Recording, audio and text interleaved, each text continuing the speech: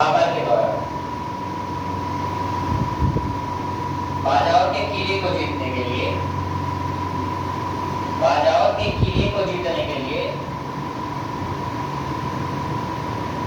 बाबर ने बारूद एवं तोपों का प्रयोग किया था। बारूद और तोपों का प्रयोग किया था। इसको जीतने के बाद बाबर आगे बढ़ा। हाँ, लेकिन ये भारत में नहीं था, क्योंकि बाजार और भेरा ये बढ़ जाता है आपका उज्बेकिस्तान नहीं कह सकते हैं, इसको कजाकिस्तान कह सकते हैं। यहाँ पड़ जाता है बाजार और भेरा, और कजाकिस्तान होते हुए सबसे पहले इंडिया आएगा, तो इंडिया आने के लिए इसको पाकिस्तान पार करना पड़ेगा। तो पाकिस्तान में 1520 में सियालकोट का युद्ध किया। सियालकोट, जिसको वर्तमान में सियालकोट भी कहा जाता है, सिंधु नदी के किनारे का क्षेत्र है।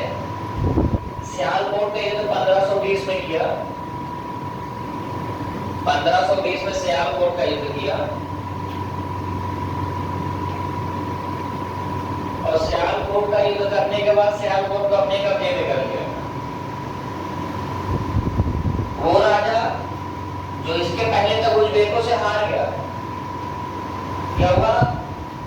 उस लड़के की कहानी है ये, जो एक अल्प आयु में राजा बना। वो वयस्क नहीं था, अवयस्क था।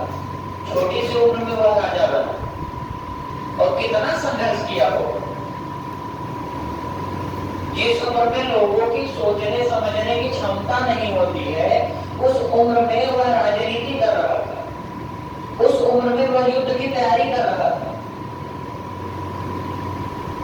एक बार युद्ध लड़ा, हार गया, कालकोठरी मिली।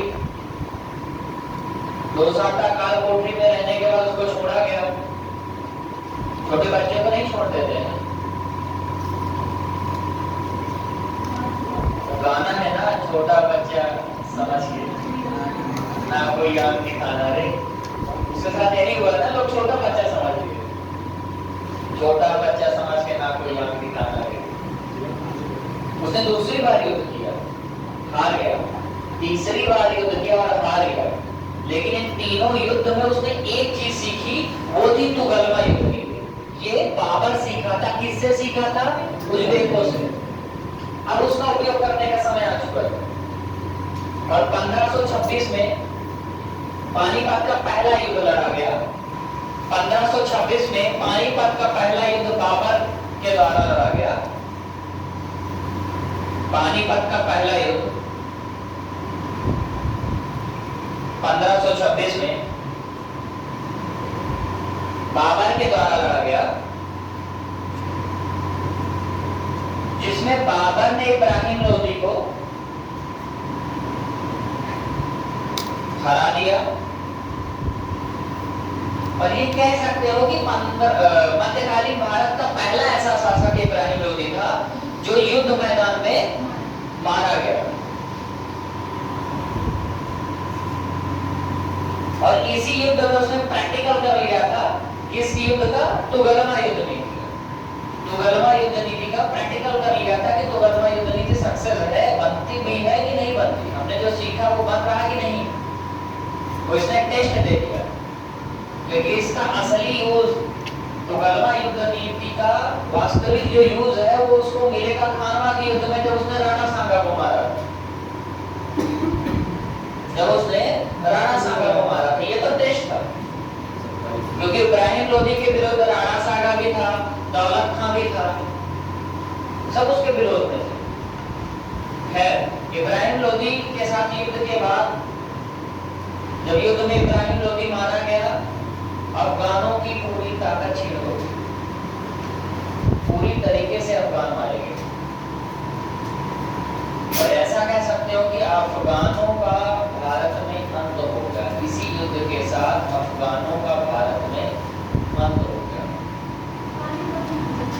पानीपत युद्ध के बाद अफगानों का अंत हो गया। बहलोल लोदी जो स्थापना किया था, पूरी की पूरी लोधी वंश को खत्म कर दिया। अफवाह पूरी तरीके से खत्म हो गई।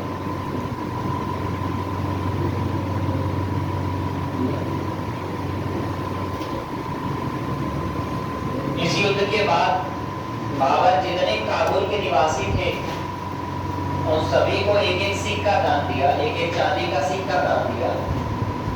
खुश हो गए कि हम तो भारत पे आ गए, अपार सोना मिलेगा।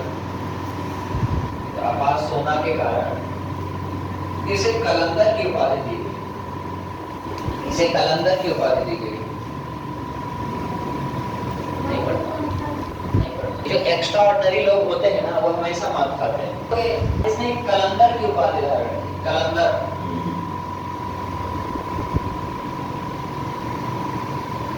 मैं तुमको 1 घंटे का जो बफर जोन में पढ़ा रहा हूँ ना, मुझे नहीं पढ़ाना चाहिए। कलंदर की उपाधि।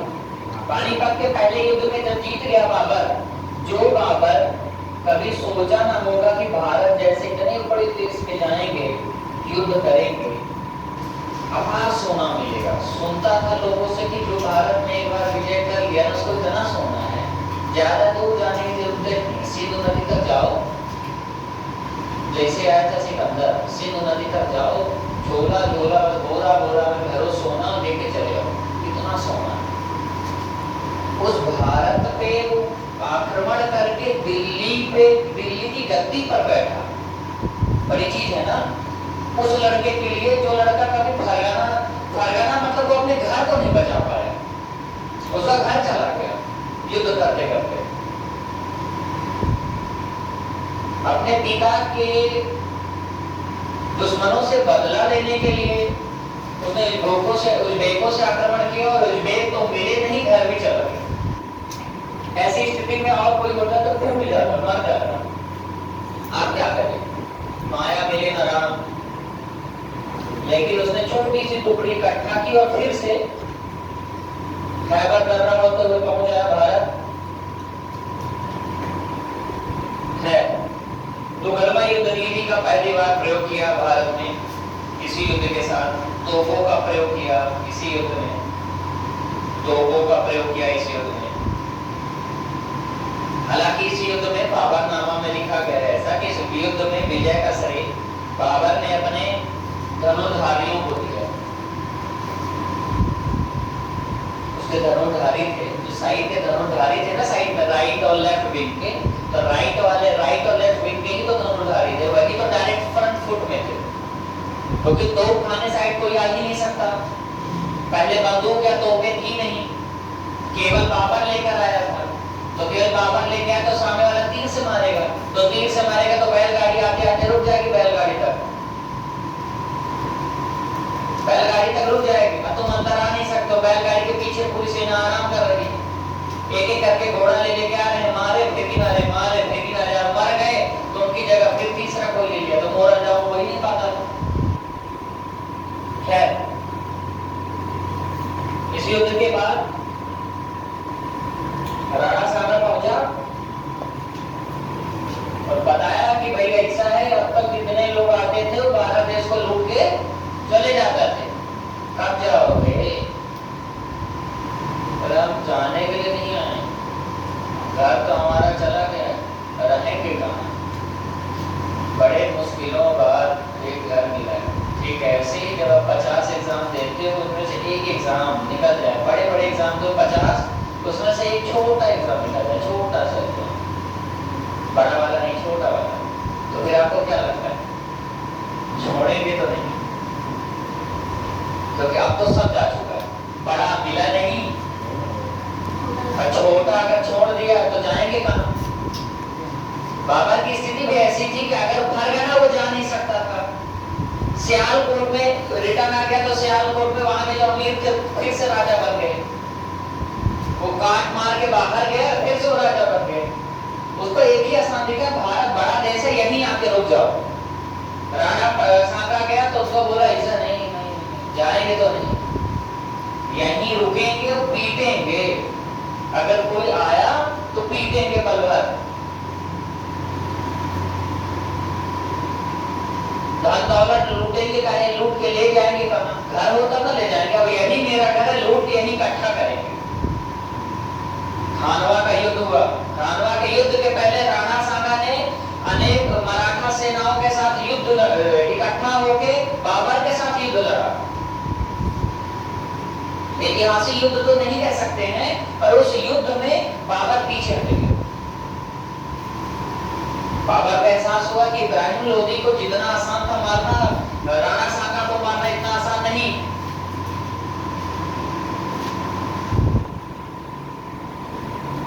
पूरी तैयारी किया। राणा सांगा होते भी है ना, राजपूतों की एक आदत होती है, उनकी तलवार हमेशा म्यान से आगे निकली हुई होती, कभी भी निकाल के चला दी। ये होती है राजपूताना शान। तो राजपूताना शान जैसे मैंने बताया कि युद्ध लड़ने वाली प्रजाति होती है। खानवा का युद्ध हुआ 1527 में। खानवा का युद्ध 1527 के खानवा के युद्ध में राणा सांगा और जो राजपूत सैनिक थे उन सभी की मिली जुली जो टोली थी, उन सब ने एक साथ युद्ध लड़ा। किससे? बाबर से।